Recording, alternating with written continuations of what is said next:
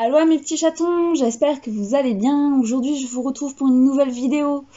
Il s'agit de la collection des vilains Disney, écrit par Serena Valentino des éditions Hachette. Elle est sortie avant, dans une première édition, et elle a été ressortie en même temps que les Twist and Tales que vous pouvez voir là. Déjà, les livres, ils sont hyper... Voilà, c'est une série de livres qu'il faut lire dans l'ordre. Donc les deux premiers ne sont pas parus tout de suite. Maintenant, vous pouvez les avoir dans l'ordre, il n'y a pas de souci. Mais c'est vrai que quand j'ai commencé, moi j'ai commencé par Pauvre âme en perdition. Et c'est vrai que quand je l'ai lu, alors ça m'a pas tellement choqué, ça m'a pas tellement dérangé, mais ça se voit qu'il manque des histoires avant, qu'il manque des livres avant. Donc je vous conseille vraiment de les lire dans l'ordre. Moi d'ailleurs, il faut que je me fasse une relecture des livres dans l'ordre, parce que c'est vrai que du coup je les ai pas lus dans l'ordre. Enfin, je les ai lus dans l'ordre à partir de Perdition. Ah, je galère. Je galère aujourd'hui. Enfin. Donc à partir de Perdition, et là je les ai lus dans l'ordre. Donc voilà. Donc je vais vous présenter d'abord l'histoire de la méchante reine. Donc Miroir, Miroir. Alors c'est le premier tome. C'est un tome qui est assez court. Hein. C'est écrit en gros. Donc il n'y a pas de souci. Au niveau langage, franchement, même, je dirais, des enfants de 11-12 ans pourront les lire, il n'y aura vraiment pas de souci avec ça. Je vais vous lire un petit peu le résumé. La méchante reine n'a pas toujours été mauvaise. Il était une fois une jeune femme qui ignorait qu'elle était belle. Si belle qu'un roi en tomba éperdument amoureux, il l'épousa et l'amena vivre dans son château avec sa fille. Entourée par l'amour du roi et de cette petite fille qu'elle aimait comme sa propre enfant, la nouvelle reine s'épanouit. Malheureusement, la guerre éclate et le roi y laissa sa vie. Le cœur de la reine se brisa, se flétrit. Elle se retrouva seule à la merci d'un miroir maudit qui chaque jour lui rappelait sa triste enfance. Malmenée par un père détestable, chaque jour qui passait l'éloignait un peu plus de Blanche-Neige, jusqu'au matin où Blanche-Neige devient la plus belle de toutes et où la reine réclame son cœur.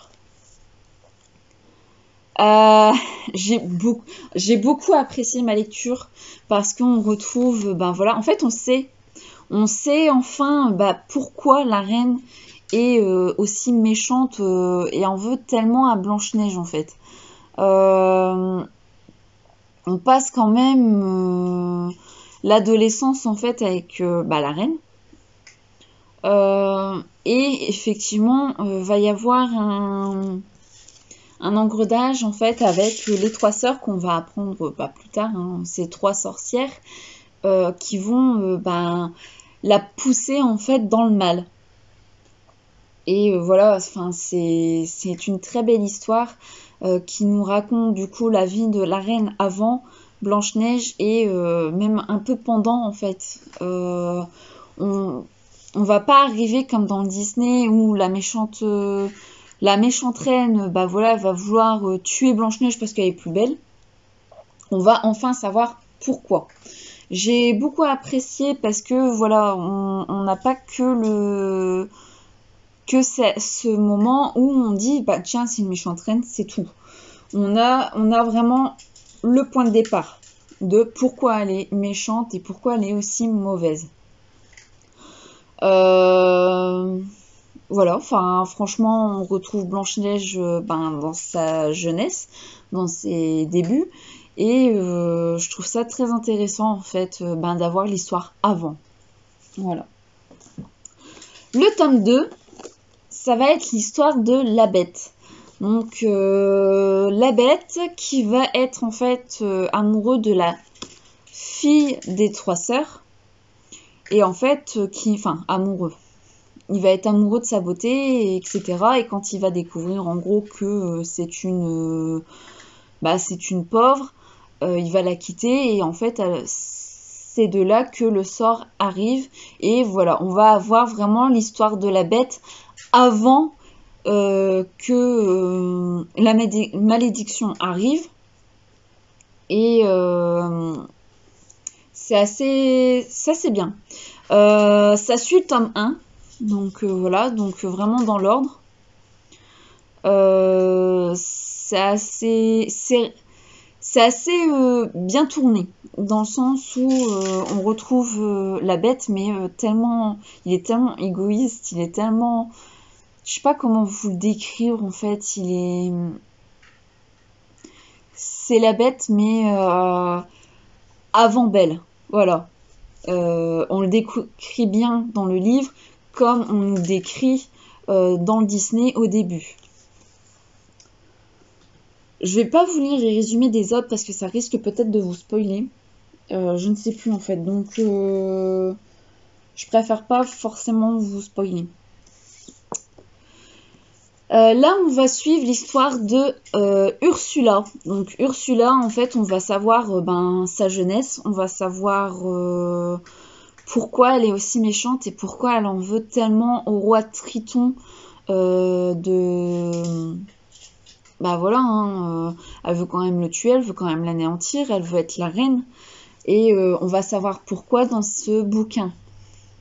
Alors toujours pareil, dans les livres, il va y avoir les 3 sœurs qui vont, je vais pas dire altérer, mais qui vont déclencher en fait quelque chose et en fait ça va arriver en fait où à la fin du livre, ça va vraiment coïncider avec le Disney, mais on va savoir pourquoi. Voilà.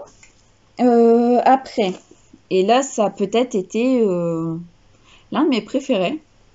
Il s'agit de Maléfique, donc maîtresse de tous les mondes. Alors toujours un préféré parce que voilà, enfin Maléfique a toujours été ma méchante préférée, la méchante voilà que je trouve hyper classe, enfin voilà. Et là on en apprend encore plus sur elle, on en apprend pourquoi elle est comme ça et pourquoi elle en veut tellement à Aurore. Enfin c'est vrai que dans le Disney on se dit bon, parce qu'elle n'a pas été invitée au baptême, et en fait non. Enfin, dans le livre, non. C'est un point de vue intéressant. J'ai vraiment du mal. C'est un point de vue vraiment intéressant parce que voilà, ça va nous la décrire. Et dans un sens, en fait, les méchants, on va les aimer et en même temps, on va les détester. Enfin, on va se dire, mais non. Enfin, mais celle qu'on déteste le plus, c'est les 3 sœurs. Réellement, parce que c'est vraiment elles qui vont passer. En fait, c'est à cause d'elles que tous les méchants deviennent méchants, en gros. N'écoute que moi. Alors, il s'agit de l'histoire de. Je sais plus son nom. Gothel. Merci. Il s'agit de Gothel. Pourquoi elle va vouloir en fait la jeunesse, pourquoi en fait elle va kidnapper mes réponses, etc. Ce livre, je crois que c'est le plus gros. Oui, c'est le plus gros. Alors toujours écrit en grand, hein, c'est le plus gros et c'est, je vais pas dire le plus complet, c'est peut-être celui où je me suis peut-être plus ennuyée. Après, l'histoire reste très bien. Mais c'est pareil, on va avoir toujours les 3 sœurs qui vont interagir avec Gothel et je trouve qu'elles vont être même peut-être un peu plus présentes dans celui-là que dans les autres. Je trouve que plus on avance dans l'histoire et plus l'atmosphère des 3 sœurs est présente. Mais il s'agit quand même de l'histoire de Gothel et non de réponse. Hein. C'est comme les autres, c'est vraiment l'histoire du méchant. Et là, en fait, au début, j'étais là, je fais, mais je comprends pas. Je comprends pas tout. Euh, c'est... On va vraiment être dans les erreurs de Gothel et on va avoir de nouveaux personnages. On va avoir vraiment des... Enfin, bon, même dans les autres, mais là, ça va être peut-être un peu plus poussé. On va avoir un nouveau personnage que j'ai beaucoup aimé qui s'appelle Jacob et qui est très très intéressant, je trouve. Enfin, si vous les avez lus, dites-moi ce que vous en pensez. Parce que moi, celui-là, j'ai vraiment... Je suis hyper mitigée pour celui-là, en fait. J'ai beaucoup aimé, et d'un autre côté, je sais pas, il y a un truc qui m'a vraiment dérangée. Donc dites-moi si ça vous a fait vraiment le même effet avec celui-là. Voilà. Ensuite, on arrive à l'histoire des étranges sœurs. Donc c'est les sœurs que je vous parle depuis tout à l'heure et qui interfèrent entre guillemets dans l'histoire des méchants. Et c'est un peu à cause d'elles qu'ils vont devenir méchants. Justement, franchement, celui-là, ça a été un plaisir de le lire. Parce que, voilà, dans les autres, on parle d'elles, puis elles interagissent, etc. Mais on ne sait vraiment pas grand-chose sur elles. On ne sait d'ailleurs pratiquement rien. Et là, tout nous est révélé. D'ailleurs, j'ai beaucoup aimé parce qu'en plus, c'est le seul où il va y avoir des pages comme ça. Je l'avais eu pour mon anniversaire il y a... pas l'année dernière, donc l'année d'avant. Bah, quand il est sorti d'ailleurs. En plus, la couverture, je la trouve mais tellement magnifique. Elle a tellement un rapport avec tous les autres en fait, avec la pomme de Blanche-Neige, la rose de La Belle et la Bête, le corbeau qui va être du coup maléfique. Enfin, on a vraiment le rapport avec tous les autres et enfin on sait, mais enfin, c'est vrai que quand on arrive à celui-là, on se fait ah ouais d'accord, je comprends mieux. Donc voilà, c'est vraiment une belle suite et je recommande beaucoup. Ensuite, on arrive au dernier tome. Je sais pas si on a d'autres de prévus sur les méchants. D'un autre côté, j'espère, parce que j'aime beaucoup cette série de livres sur les méchants, sur le point de vue méchant. Et le dernier que j'ai lu, c'est sur Cruella. C'est peut-être la méchante que je détestais le plus, parce que voilà, enfin, moi et les animaux, c'est une histoire d'amour et enfin, franchement, des petites, je me suis dit, mais comment on peut faire ça? Comment on peut essayer d'avoir la peau d'autres animaux? Enfin, je comprenais vraiment pas, et c'est celle que j'aimais le moins dans les méchants, et que en plus je trouvais juste moche. Enfin, elle est toute mince, elle est toute fripée, et voilà. Enfin, je l'aimais pas. Et arrivé en fait dans ce livre qui peut se lire à part. Je précise, ce n'est pas comme les autres, il peut se lire à part. Si vous voulez vraiment vous l'acheter et que vous n'avez pas lu les autres, vous n'allez pas avoir vous n'allez pas avoir de mal à le lire à part. Parce que ça se passe du coup dans... alors je ne sais pas si ça se passe à une autre époque ou bien plus tard, ou si c'est vraiment si les autres sont juste des contes de fées pour elle, ou je sais pas. Là-dessus, on nous en dit pas plus. Pour elle, dans le livre, c'est juste des contes. Donc voilà. Je vais vous lire un peu le résumé. Cruella d'Enfer incarne la figure du mal par excellence. Elle a du style, de l'esprit, et impitoyable et sans doute maudite. Dans son enfance solitaire à ses choix vestimentaires discutables, en passant par son accident de voiture fatidique, comment l'oublier, Cruella vous dira tout dans ses fabuleux mémoires, les mémoires d'une femme condamnée par un destin tragique. Même les méchants les plus diaboliques ont eu des amis, ont connu l'amour et surtout ont nourri des rêves. Pour Cruella, c'est l'heure de vous révéler les siens. Donc en gros, il s'agit de la biographie de Cruella. En gros, vous la lisez comme ça. On découvre. Alors moi personnellement, j'ai pas vraiment envie de pitcher pour elle. Je sais pas si c'est parce que je ne l'aimais pas déjà de base ou si c'est parce que, elle est quand même assez égoïste. Elle est quand même, c'est quand même on la décrit quand même sous un autre jour, mais d'un autre côté, ça reste Cruella. Ok, elle a vécu des choses terribles. Elle a vécu des choses. Sa mère n'a pas été très tendre avec, elle n'a pas été très maternelle, on va dire. Par contre, son père, oui, mais il va décéder quand même quand elle sera jeune.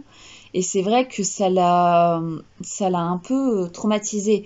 Et on va découvrir qu'en fait, elle va être maudite. Je vous en dis pas plus parce que sinon je vais vous spoiler, mais voilà, elle va vraiment. Et puis elle va faire des choix qui vont effectivement l'entraîner par la suite à faire des mauvaises actions. Donc voilà, j'ai beaucoup aimé. Je l'ai lu en peut-être une journée. C'est vrai que je l'ai lu. Ouais, si, peut-être une journée, ouais. J'ai commencé au matin, je crois que j'ai fini au soir. Donc voilà. Donc pareil, hein, c'est un très bon livre. L'écriture de Serena Valentino est très fluide et très. Elle sait nous décrire les méchants comme on ne les a jamais vus, comme on ne les a jamais. Voilà, c'est vraiment une très belle. C'est des très belles histoires. C'est rythmé, c'est fluide, c'est. Franchement, tout me plaît dans son écriture et j'espère vraiment qu'elle va continuer cette série parce que j'aime vraiment énormément. Voilà.